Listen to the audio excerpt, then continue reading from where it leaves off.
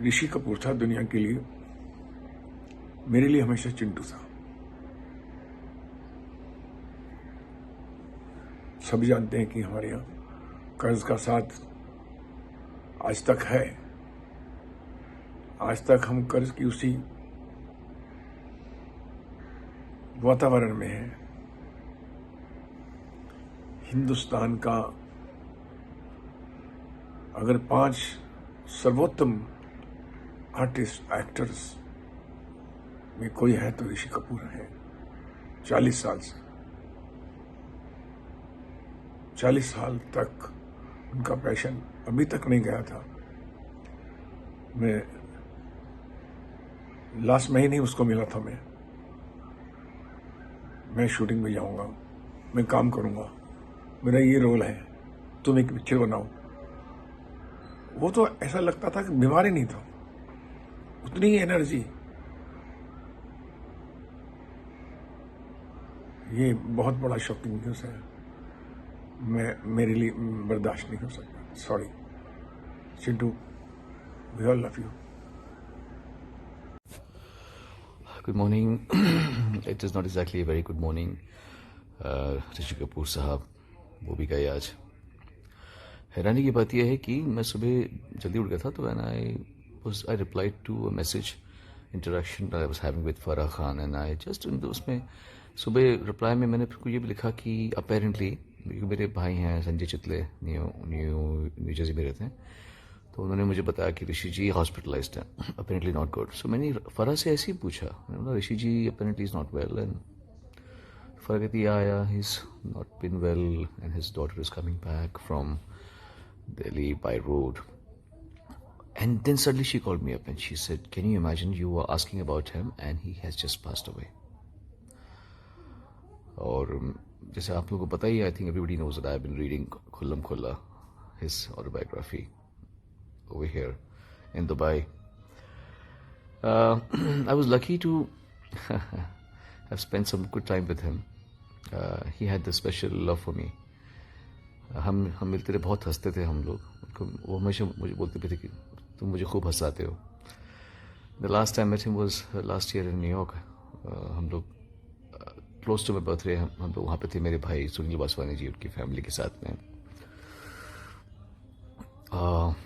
I have had the pleasure and honor to sing for him and his son both.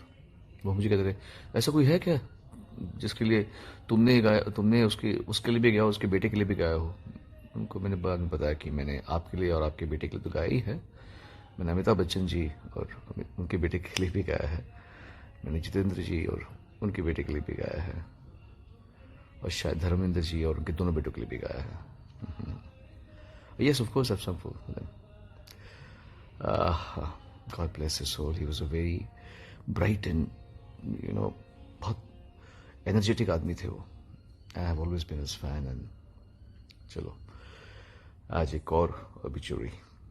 God bless him, and he will be remembered forever. Rest in peace. ऋषि साहब, आज जैसे ही सुना कि आपने industry को अलविदा कह दिया है, तो ये इंडस्ट्री के लिए एक बहुत अपूर्णीय क्षति है। आपकी जगह कोई नहीं ले सकता। आपका सिनेमा के प्रति जो आपका वर्क है, और एक इंसान के रूप में आप जो हम सब के लिए गार्जियन का काम करते थे, आपके जाने से बहुत ही दुख पहुंचा है। कल और आज ये दोनों ऐसे दिन बीते हैं जो एक आघात से कम नहीं है। ऋषि साहब, जब तक ये इंडस्ट्री रहेगी आपको कोई नहीं भूलेगा।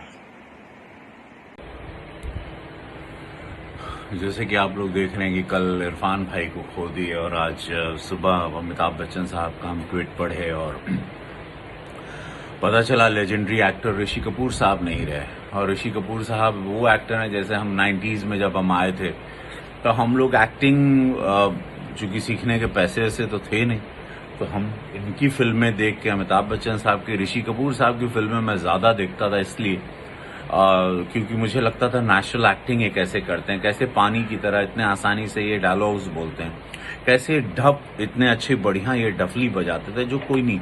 तो कपूर खानदान का नाम था ही राज कपूर साहब का, पृथ्वीराज कपूर, ये थर्ड जनरेशन रहे और उन्होंने सिनेमा के लिए इस परिवार ने सब कुछ किया।